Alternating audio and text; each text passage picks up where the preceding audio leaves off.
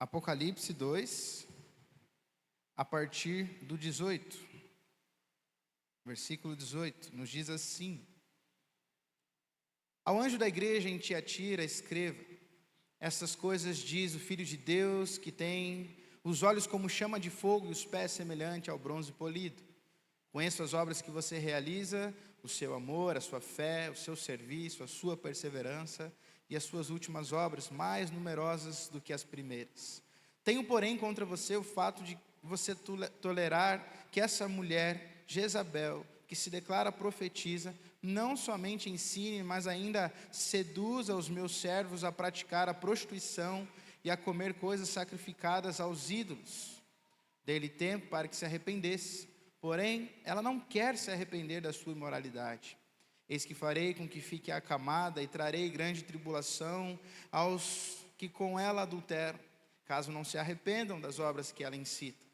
Matarei os seus filhos, e todas as igrejas saberão que eu sou aquele que sonda mentes e corações, e retribuirei a cada um de vocês segundo as suas obras.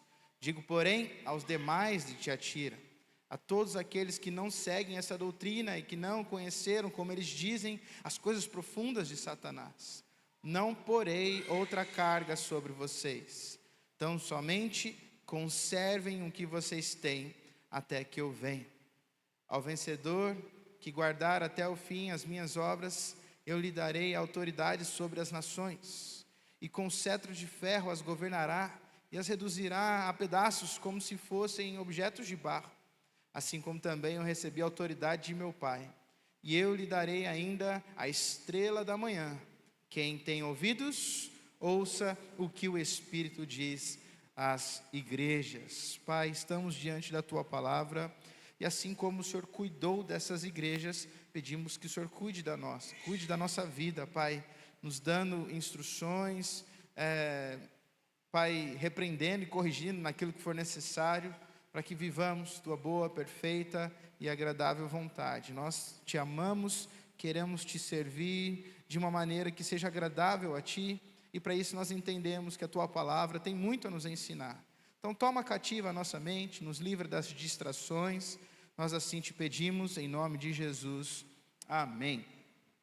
Nós estamos diante da maior de todas essas 7 cartas, que compõem os primeiros 3 capítulos de Apocalipse.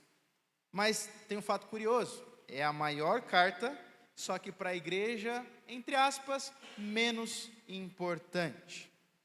Tiatira, diferente das demais, não era conhecida pela sua grande influência, seja por questões do império, culturais, religiosas. Ela era, de certa forma, uma cidade marginalizada. Ela tinha uma coisa importante ali, uma coisa a seu favor. Ali nela se encontravam algumas alianças comerciais de metais e tecidos. Só para vocês terem noção, volta lá no mapa para a gente. Quando a gente olha para Tiatira, estava dizendo, ela é diferente das outras, ela não tem tanta importância assim naquilo que diz respeito à influência, mas por ela passavam as mercadorias, os comércios, estava na rota do comércio. Então tudo que vinha da Europa para a Ásia passava por Tiatira, e tudo que vinha da Ásia para a Europa também passava por essa cidade, Tiatira. Essa era a coisa que ela tinha a seu favor, alianças comerciais. A prova disso está em um único outro lugar que nós encontramos uma citação a respeito de Tiatira na Bíblia, que é em Atos capítulo 16, quando o texto vai falar sobre uma mulher chamada Lídia, que era uma comerciante de tecidos, comerciante de púrpura. É esse o termo que o texto bíblico usa, um tecido de tonalidade roxa. Enfim, essa mulher, ela é de Tiatira, e a gente tem noção dessa rota comercial a partir dessa citação também. Bom, não se trata de uma igreja tão importante, mas se trata da maior carta. E aqui, a meu ver, nós temos já a primeira lição. Você não precisa estar num lugar importante ou num lugar de destaque para receber instruções do Senhor. Tudo que você precisa é estar com os seus ouvidos atentos. Deus não fala só em igrejas com grandes plateias. Deus não fala só por meio de preletores famosos que se destacam. Deus fala àqueles que têm ouvidos atentos. A série de mensagem, ela diz respeito a ouvidos que se permitem perceber aquilo que o Espírito está dizendo, e a minha expectativa é de que você hoje escute algo que o Senhor tem para a sua vida. Versículo 19, então, começa dizendo assim: conheço as suas obras. Padrão dessas cartas. Assim como nas demais, Jesus está dizendo: eu conheço aquilo que você está fazendo. E aqui no versículo 19, Jesus vai dizer assim: eu conheço o seu amor, eu conheço a sua fé, eu conheço o seu serviço, eu conheço a sua perseverança. Bem diferente de Éfeso. Se vocês se lembrarem, Éfeso, a primeira igreja, o Senhor diz para ela assim: eu tenho contra vocês que vocês abandonaram o quê? O primeiro amor. Agora ele está dizendo: eu conheço o seu amor. Vocês amam, vocês têm fé, vocês servem, vocês têm perseverança. Ou seja, o amor aqui era muito forte, era evidência do compromisso genuíno que eles tinham com o Senhor. A fé era evidência dessa confiança real no Senhor Deus. O serviço falava sobre dedicação, sobre prática. A perseverança sobre a atitude de continuar firme, mesmo em meio à adversidade. Todas essas coisas o Senhor tinha a favor dessa igreja. Só que nem tudo é elogios. A carta, ela é composta de um elogio e de uma repreensão. Agora, no versículo 20, o Senhor se dirige a essa igreja e diz: eu tenho, porém, contra você algumas coisinhas. Qual era o problema? Qual era a dificuldade dessa igreja? Ela carecia imensamente de instrução. A falta de conhecimento desse povo levou eles a práticas imorais. A falta de entendimento, de conhecimento doutrinário, bíblico, levou esse povo à tolerância de algumas heresias. Aqui a gente já começa a falar do primeiro grande problema. Essa profetisa que aparece ali na cidade. Mas antes de falar desse problema, eu quero falar de um outro também que surge, talvez um pouco menor, mas ainda assim um problema. Estava dizendo para vocês que Tiatira, ela não é conhecida pela sua influência, mas por ser uma rota comercial, certo? E aí, o que acontecia naquela cidade? Eram formadas guildas comerciais, uma espécie de associações. Então, se eu trabalho com metal, eu vou me associar àqueles que trabalham com metal. Se eu trabalho com tecidos, eu vou me associar àqueles que trabalham com tecido. Artesanato e assim por diante. Eram os focos que você tinha ali naquela cidade. E até aí tudo bem, porque associações talvez facilitassem um pouco os negócios. A questão é que essas guildas, essas associações, elas exigiam que o povo participasse de alguns ritos pagões, de algumas festas em que se promovia a imoralidade sexual. Para o negócio prosperar, era necessário fazer parte dessa associação e tudo que ela promovia. E aí os cristãos aqui começaram a encontrar dificuldade, porque o que essas associações promoviam era um contraste muito grande com aquilo que era princípio do Evangelho, né? Então, imagina, como é que para eles isso não se torna um problema? Porque se não participavam, não prosperavam, era muito mais difícil. E aí o povo estava tendo essa dificuldade. Esse é o primeiro problema, mas não é o maior deles. O maior dos problemas aqui dessa igreja era de que havia a influência de uma profetisa. E o Senhor repreende essa igreja justamente no que diz respeito à influência dessa profetisa, que é comparada a Jezabel. Se vocês se lembrarem lá do Antigo Testamento, mais especificamente o livro do 1 Reis, capítulo 16, nós vamos ver ali a história de Jezabel, uma mulher que se casa com o rei Acabe, e assim se torna uma rainha, mas que promove idolatria em Israel. que promove permissividade, ou seja, práticas imorais começam a fazer parte desse povo, e também o culto a Baal.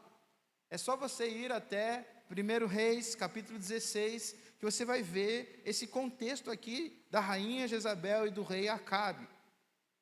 No contexto da carta, Jezabel não necessariamente representa uma mulher específica, uma pessoa. Pode representar um grupo. A questão é de que falsas doutrinas estavam sendo introduzidas na igreja. Se era por uma mulher, se era por um homem, se era uma pessoa, um grupo, não importa tanto assim, mas esse movimento se compara ao de Jezabel, da introdução de falsas doutrinas, levando os cristãos a comprometerem a sua fé. E uma vez com a sua fé comprometida, eles passavam a ser idólatras e também sexualmente imorais. Percebam como esse é um problema recorrente nas cartas. No instante que o povo se desvia do caminho do Senhor, dos princípios do Senhor, a primeira coisa que começa a ser perturbada ali na vida deles é o quê? A questão da sexualidade. Primeira coisa que é atacada nesse povo e ainda nos nossos dias, é a questão da sexualidade, porque nós vivemos num mundo totalmente devoto à sexualidade, entregue de fato às práticas ilícitas. Isso não é problema lá do Antigo Testamento, não é problema do Novo Testamento, é problema do ser humano desde que o pecado entrou no mundo e continua sendo problema ainda nos nossos dias. Então a gente precisa voltar os nossos olhos para essas questões, porque senão nós seremos semelhante a esse povo que dá ouvidos a uma profetisa como essa, que no final das contas está dizendo algo assim: está tudo bem, vocês podem fazer o que vocês bem pensam, façam parte dessas associações, dessas guildas, não vai dar em nada, não tem problema, é para você prosperar. Falando aqui do contexto deles, não dá para a gente dar ouvidos a esse tipo de coisa. A gente precisa de fato de instrução para poder lidar de maneira sábia com tudo isso. Meus irmãos, vocês certamente já viram muitas músicas que falam sobre um amor ao Senhor, a ponto de ter o nosso coração queimando por Ele, não é verdade? A gente canta muitas canções que expressam o nosso amor dessa maneira. Isso é ótimo, isso é uma bênção. Mas a palavra de Deus, ela tem uma exortação muito séria para nós hoje. Me lembro também das palavras de Jesus, que nos dizem que nós erramos porque nós não conhecemos as Escrituras. Nós erramos porque não conhecemos as Escrituras e nem o poder de Deus. Então não podemos mais ser imaturos em relação à nossa maneira de viver com o Senhor. Nós devemos amar o Senhor de todo o coração, a ponto do nosso coração queimar por Ele, mas na mesma intensidade devemos buscar conhecê-lo cada vez mais. Cada vez mais. Você quer se blindar de falsos ensinamentos? Você quer se blindar das heresias? Você quer se blindar dos falsos mestres, daqueles que enganam, daqueles que Timóteo vai dizer que alcançam o coração das mulheres e levam elas ao engano? Você quer se blindar contra isso? A palavra de Deus, ela te dá todos os recursos para isso. Então você precisa amar sim o Senhor e expressar isso, erguendo a sua voz e cantando e adorando, mas não pode acabar aí. Esse amor, ele deve te levar para esse lugar da leitura bíblica, esse lugar do relacionamento com o Senhor, a fim de que a gente consiga de fato resistir ao diabo, resistir às tentações, resistir aos falsos ensinamentos. Meus irmãos e irmãs, quando o diabo não consegue destruir a igreja de fora para dentro, com as suas tentações, ele tenta alguém daqui mesmo, para que a igreja seja destruída de dentro para fora. Essa profetisa, ela não estava fora da igreja, ela estava dentro da igreja, e ali dentro ela estava fazendo barulho, ali dentro ela estava ali influenciando as pessoas com doutrinas que não tinham nada a ver com aquilo que é princípio da parte do Senhor. E se nós não estivermos maduros, nós começaremos a dar ouvidos a esse tipo de pessoa. assim como Tiatira deu ouvidos a essa profetisa. E aí, imaginem só o grande estrago que isso pode gerar em nosso meio. Ainda assim, meus irmãos e irmãs, dessa realidade decaída, a gente ainda percebe um Deus paciente, um Deus cheio de longanimidade. Porque o texto diz que a profetisa, ela teve tempo para se arrepender. Olha só, versículo 21. Dei-lhe tempo para que se arrependesse. O texto ele apresenta consequências severas, mas antes disso, ele está dizendo assim: eu dei tempo para essa profetisa se arrepender. Só que o texto também diz que ela toma uma decisão. Versículo 21. Porém, ela não quer se arrepender. Foi dada a oportunidade, mas ela não quis. A dureza do seu coração não permitiu ser alcançada pela graça do Senhor. E essa profetisa, com a sua grande influência, ela continuava levando outras pessoas para uma conduta reprovável. E Jesus, ele falando agora das consequências, ele promete trazer um julgamento muito severo sobre Jezabel, sobre a profetisa. Só que esse julgamento severo não recai só sobre Jezabel, mas também sobre os seus seguidores, aqueles que com ela adulteram, aqueles que com ela se entregam à permissividade, à imoralidade sexual e assim por diante. Sobre todos eles seria revelada a justiça e a autoridade de Deus, esses pés de bronze polidos, que o texto ele relata aqui, trazendo essa justiça sobre esse povo.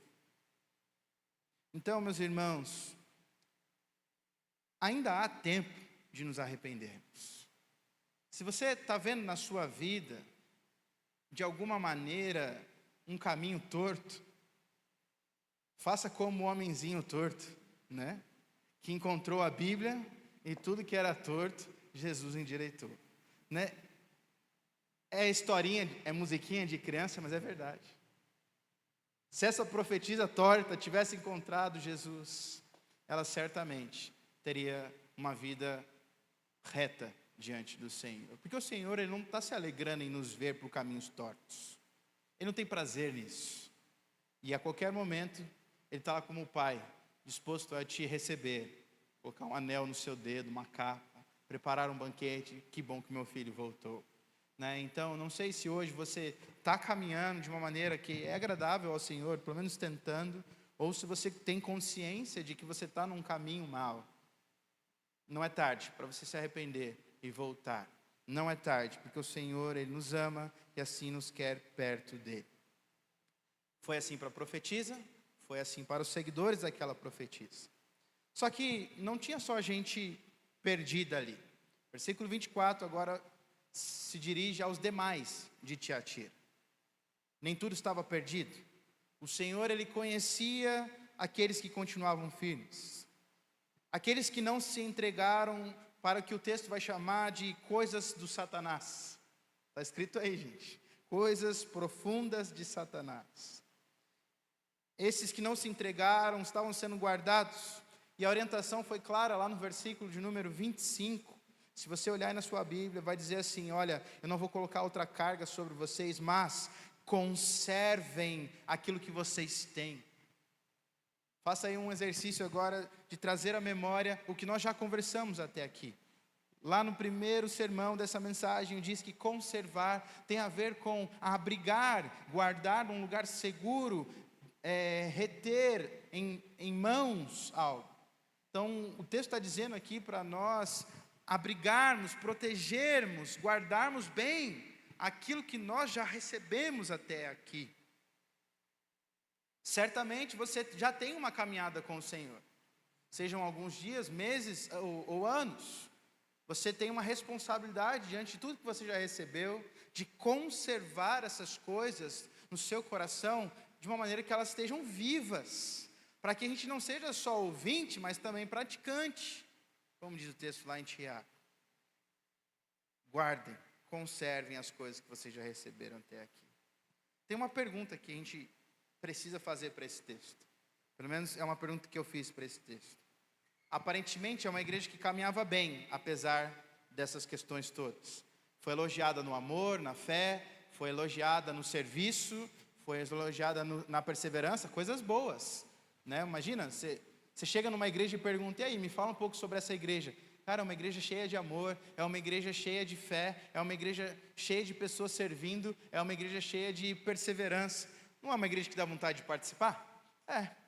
Então, por que uma igreja que caminhava tão bem foi a que ouviu um sermão maior da parte de Jesus? Recebeu uma repreensão tão severa? A gente precisa se perguntar. Certamente, a resposta é porque o pecado deles, ele traria consequências graves para aquele povo. Meus irmãos e irmãs, eles perderam o temor. Essa igreja perdeu o temor ao Senhor. Só que a gente precisa analisar como é que Jesus se apresenta para essa igreja. Diante de cada carta, Jesus está se revelando de acordo com a necessidade da igreja. A carta se conecta com o destinatário. E aqui no versículo 18, Jesus se apresenta como aquele que tem olhos como chama de fogo e os pés semelhante ao bronze polido. Aqui especificamente nós estamos diante de Jesus com esses olhos cheios de fogo. E os versículos que nós lemos, eles nos trazem aí a consciência de que Ele sonda mentes e corações. Esses olhos não permitem com que as aparências permaneçam ali intactas, uma vez que elas são alcançadas por esse fogo que consome tudo que é falso. Ele consegue ver aquilo que de fato é. Mas essa igreja havia perdido temor. Ela estava achando que podia enganar o Senhor. Nós cantamos muitas canções também a respeito desses olhos de fogo do Senhor, não é? Tem fogo nos olhos, eu não imaginava, entre outras. E a gente cantava como era lindo, e de fato, pode ser lindo, pode ser poético, mas tem que ser também temível, de certa forma. Jesus aqui está dizendo para essa igreja de Tiatira que nada fica oculto aos olhos dele. Nada fica oculto a esses olhos cheios de fogo. Ele via sim as obras daquela igreja, mas também via como essa igreja estava se vendendo às práticas ilícitas. Ele via sim o amor dessa igreja, a fé dessa igreja, mas também via como esse povo se entregava às práticas das guildas comerciais, das associações, em troca de benefícios próprios. Meus irmãos, o Senhor vê aquilo que ninguém mais vê. Você pode até, de certa forma, enganar quem está do seu lado. Você pode enganar aqueles que te seguem. Porque você, quando posta algo, você escolhe a foto, escolhe a legenda, o filtro e edita. E você escolhe o que revelar para as pessoas e elas acreditam na sua história. E ela pode ser verdadeira, mas pode ser também mentirosa. Só que o Senhor nós não conseguimos enganar. Porque Ele não está interessado no que nós estamos postando, naquilo que a gente está tornando público. O Senhor, Ele está interessado no nosso coração e na nossa mente. Ele sabe aquilo que passa dentro de mim, dentro de você. E nós não temos como esconder nada dos seus olhos. Como estava dizendo, o que é público é fácil de ser manipulado. Mas e aquilo que está no nosso coração? Não é? Aquilo que é público a gente pensa. Mas aquilo que está no nosso coração vem. E só acontece. Às vezes a gente não expressa. Mas já foi tempo suficiente para o Senhor conhecer. Porque Jesus, os olhos dele veem todas as coisas. Eu quero dizer algo muito importante para você hoje. Jesus não vê apenas aquilo que nós estamos fazendo. Preste bastante atenção. Jesus não vê apenas o que nós estamos fazendo, mas o porquê nós estamos fazendo. E tem uma grande diferença nisso.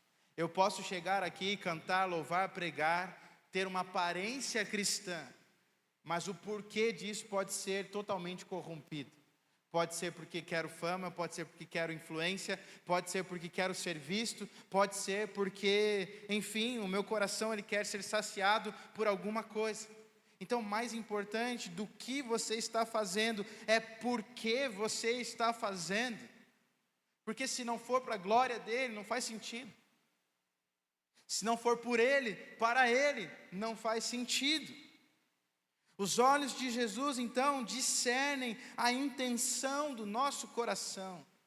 Aquela igreja, ela poderia até mesmo parecer que tinha amor, que tinha fé, que tinha serviço, que tinha perseverança, mas será que eles estavam fazendo porque realmente amavam o Senhor? Ou porque queriam provar para as pessoas algo? É essa a discussão desse texto. Porque ao mesmo tempo que faziam para o Senhor, se vendiam também para essas associações, para os seus benefícios, custe o que custar. Meu irmão, você não precisa se vender para prosperar. Você vai prosperar se o Senhor assim permitir. Você não precisa comprometer os seus valores, porque pode ser que Deus não queira que você prospere. E está tudo bem, Ele vai te dar aquilo que você precisa. E a gente vive no mundo numa sede sem fim por prosperar e ficar mais rico. E pode ser que não seja o plano do Senhor para você. Porque talvez na medida que você prospere, seja a medida que você se desvie do caminhar também. Então a gente tem que se render um pouquinho mais, não ao que estão dizendo, mas aquilo que o Senhor tem para nós. E começar a discernir, não o que nós estamos fazendo, mas por que nós estamos fazendo. Você tem que, se você vai sair daqui hoje e jantar com alguém, não é só o que você vai fazer com essa pessoa, é por quê. Por que você vai jantar com essa pessoa? Sabe, por que você vai até aquela casa? Tem que ser com um propósito que glorifique o nome do Senhor. A nossa vida precisa ser assim. Não é só sobre acordar amanhã e saber o que é que você vai fazer amanhã. Amanhã eu levanto cedo, vou para o trabalho, faço isso. Isso é fácil e todo mundo vive assim. Ora, por que eu faço isso? É isso que a gente precisa entender, porque os olhos de Jesus, eles discernem a intenção do nosso coração. E como todas as outras cartas, ela termina falando com o vencedor, com aquele que deu conta do recado. E aqui está dizendo que esses recebem autoridade para governar. Autoridade para governar. Aquilo que a profetisa tanto queria. Governo, influência. Os filhos de Deus recebem. Não porque fizeram por conta própria, mas porque assim o Senhor escolhe dar autoridade para aqueles que se permanecem fiéis. Então, esse é o contexto da igreja aqui de Tiatira. E a gente ainda tem que falar sobre Sardes. E aí eu vou correr aqui por conta do nosso tempo. Mas a gente vai ler aqui o texto e vocês vão perceber como essas igrejas têm um contexto muito parecido. Leia comigo Apocalipse capítulo 3, que nos diz assim: ao anjo da igreja em Sardes escreva: estas coisas diz aquele que tem os 7 Espíritos de Deus e as 7 estrelas. Conheço as obras que você realiza, que você tem fama de estar vivo, mas está morto. Fique vigiando e fortaleça o restante que estava para morrer, porque verifiquei que as obras que você realiza não são íntegras na presença do meu Deus. Olha aí, muito parecido com tudo que a gente está vendo até aqui. Lembre-se, pois, do que você recebeu e ouviu, guarde-o e arrependa-se. Se você não vigiar, virei como ladrão, e você de modo nenhum saberá em que hora virei contra você. Mas você tem aí em Sardes umas poucas pessoas que não contaminaram as suas vestes. Elas andarão comigo vestidas de branco, pois são dignas. O vencedor será assim, vestido de branco, e de modo nenhum apagarei o seu nome do livro da vida. Pelo contrário, confessarei o seu nome diante de meu Pai e diante dos seus anjos. Quem tem ouvidos, ouça o que o Espírito diz à igreja, às igrejas. Sardes, diferentemente de Tiatira, era uma cidade notória. Notória pela sua riqueza e pela sua glória. Mas tem um detalhe muito importante aqui que vocês precisam saber sobre essa cidade. A riqueza e a glória dessa cidade era passada. Essa cidade estava vivendo igual um museu de histórias passadas, de passado. No período da redação do Apocalipse, a reputação dessa cidade não correspondia com a realidade. Não correspondia com o que de fato era. A cidade antes era conhecida pela sua forte segurança, só que acontece que nesse tempo ela estava sofrendo conquistas devido à negligência na segurança. O povo estava tão confiante naquilo que eles eram no passado, que abriram brechas e não se asseguraram de mais uma vez, ter todos os protocolos que são coerentes para a segurança daquele momento.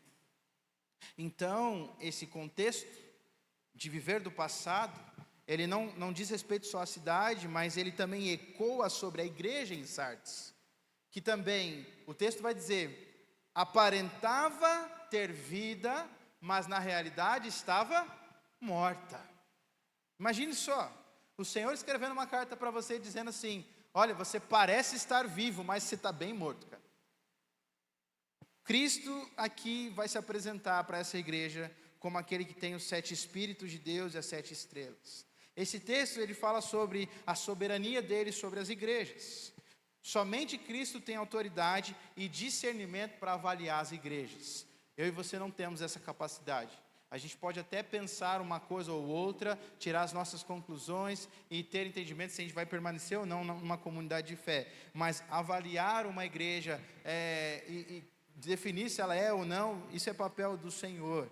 Porque Ele tem discernimento para isso e autoridade para isso, porque Ele detém tudo em suas mãos. E assim como nas outras cartas, Ele afirma, eu conheço as suas obras. Só que aqui Ele vai dizer assim, conheço as suas obras, você tem fama de estar vivo, mas está bem morto. Essa declaração, ela revela para nós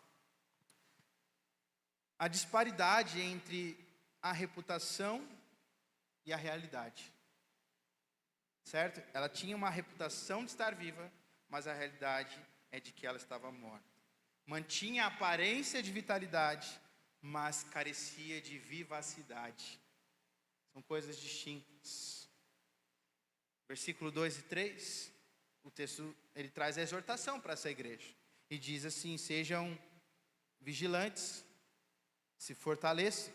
Não é isso que diz o versículo 2? Fique vigiando. Fortaleça o restante que estava para morrer. Ou seja, esse texto está dizendo assim, vocês não estão tão bem assim para continuar confiando na reputação de vocês, porque parte de vocês já morreu e o resto está quase morrendo. Então vigiem e se fortaleçam para que o resto ele não fique também moribundo. Havia uma esperança para essa igreja. Sabe, é como se fosse aquela planta que a gente olha para ela e condena ela, mas ela tem ali uma partezinha que ainda está viva. E o Senhor, que é o especialista no assunto, Ele está dizendo, tem como voltar à vida. Vocês já viram isso? Algumas árvores, alguns vasos que a gente tem em casa, às vezes, por não cuidar tão bem assim, a gente, sabe, fala assim, não, cara, joga fora, não tem mais jeito. Aí vem um especialista igual o André da Betel, e ele fala assim, não, é só você fazer isso daqui. Aí dá 1 mês, 2 meses, está bonita a árvore de novo, né? A planta ali. É isso que o Senhor está falando para essa igreja. Olha, aparentemente vocês estão condenados, mortos. Mas toma cuidado, porque tem um restinho que ainda está vivo. Ou seja, tem certa esperança aqui. Só que tome cuidado, porque no texto nos diz aqui, eu verifiquei que as obras que você realiza não são íntegras.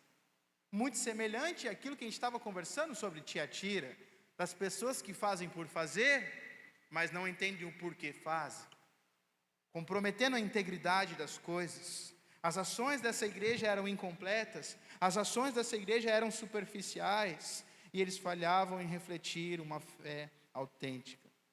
Mas Jesus ainda insiste com essa igreja, e Ele diz assim, olha, lembre-se daquilo que você recebeu, lembre-se daquilo que você ouviu, assim como lá para Tiatira, Ele está dizendo assim, conserva aquilo que você já recebeu, aquilo que você ouviu. Eu consigo lembrar aqui do texto de Timóteo, quando Paulo diz para ele assim, lembra daquilo que a tua mãe, que a tua avó te ensinaram, e guarda no teu coração, conserva aquilo que você recebeu, guarda isso e arrependa-se. Mais uma vez, um Deus cheio de paciência, Um Deus dando muitas oportunidades, dizendo: olha só, guarda aquilo que você recebeu e se arrependa, ainda dá tempo. Ainda dá tempo. E não é diferente conosco hoje. Ainda dá tempo de nos arrepender, ainda dá tempo de mudarmos a nossa vida. O chamado ao arrependimento aqui é a solução para essa igreja, para a condição espiritual dessa igreja, para voltar à fidelidade ao Evangelho. Era só isso que eles precisavam fazer. Gente, não é um caminho tão doloroso assim. É um caminho de reconhecer um Deus gracioso, um Deus amoroso, que está disposto de estender as mãos e dizer assim: meu filho, vem, eu vou te ajudar nessa caminhada. Era tudo que essa igreja precisava fazer. Apesar de tudo isso, versículo 4 e 5, vamos apresentar aqueles que eram remanescentes fiéis em Sardes. O texto diz que eram pessoas que não contaminaram as suas vestes. As vestes brancas aqui, elas trazem um sentido de pureza, da justificação recebida de Deus. E a promessa aos fiéis é de que eles vão andar com o Senhor. Não sei se você quer isso, mas eu gostaria muito de andar com o Senhor, de caminhar na luz, de andar com o Senhor, e os que permanecerem vão fazer isso, andarão comigo vestidos de branco, é o que o texto está nos dizendo. A recompensa escatológica àqueles que perseveraram. Não somente isso, mas o versículo 5 também traz a promessa de que o vencedor, além das vestes brancas, ele terá o seu nome ali escrito no livro da vida, não será riscado o seu nome. E não somente isso, não para por aí. O próprio Senhor Jesus vai confessar essa pessoa diante do Deus Pai e diante de todos os anjos. Então você imagina você chegando lá nesse encontro com o Senhor, Deus e Pai, e Jesus dizendo: fulano de tal, esse é justificado, é alcançado pela graça, pode vir, bendito meu Pai, entra, se assente à mesa. Imagina, Ele te chamando pelo nome e te acolhendo. Eu quero viver essa vida, mas para viver essa vida a gente precisa perseverar, a gente precisa andar com o Senhor.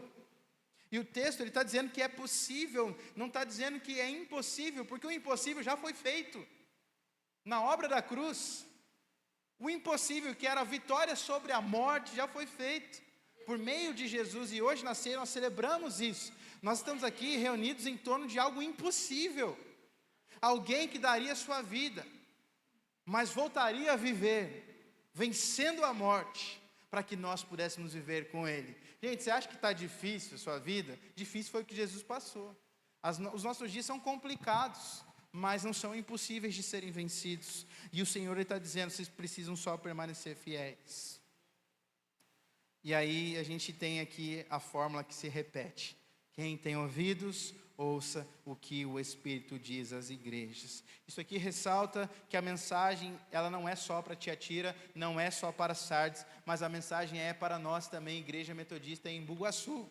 É para os nossos dias de hoje. Nós precisamos de maior discernimento espiritual, nós precisamos ouvir mais o Senhor. Eu espero que essa reflexão nas duas cartas, tanto a Tiatira quanto Sardes, te levem a uma vida um pouco mais agradável ao Senhor, né? De alguém que começa agora a se perguntar o porquê de fazer as coisas, por quem fazer as coisas. Alguém que procura viver uma vida de glorificar o nome do Senhor. Alguém que procura viver uma vida abundante e não aparentemente viva, mas morta. Mas uma vida abundante, vida que o Senhor prometeu para cada um de nós. Você tem tanto para desfrutar, tem tanto para viver, tantas coisas boas estão ao seu alcance. Sua família, seus amigos, a sua igreja, o seu trabalho, os seus queridos, as coisas que você ama. Você tem tanta coisa para desfrutar. Não vamos deixar com que as aparências nos levem a essa vida de sobreviventes, porque não é sobre sobreviver, é sobre viver, né? É isso que a gente precisa entender. Não dá para a gente gastar os nossos dias sobrevivendo eles. Tem gente que você pergunta aí como foi seu dia. Cara, sobrevivi. Você quer gastar a sua vida dessa maneira? Sendo que você poderia viver de maneira abundante. Esse é o convite do Senhor para você hoje. Então, quem tem ouvidos para ouvir, ouça. Se arrependa, volte e conserve nas suas mãos tudo que você já recebeu do Senhor, em nome de Jesus. Quero convidar você a fechar os seus olhos aí no seu lugar.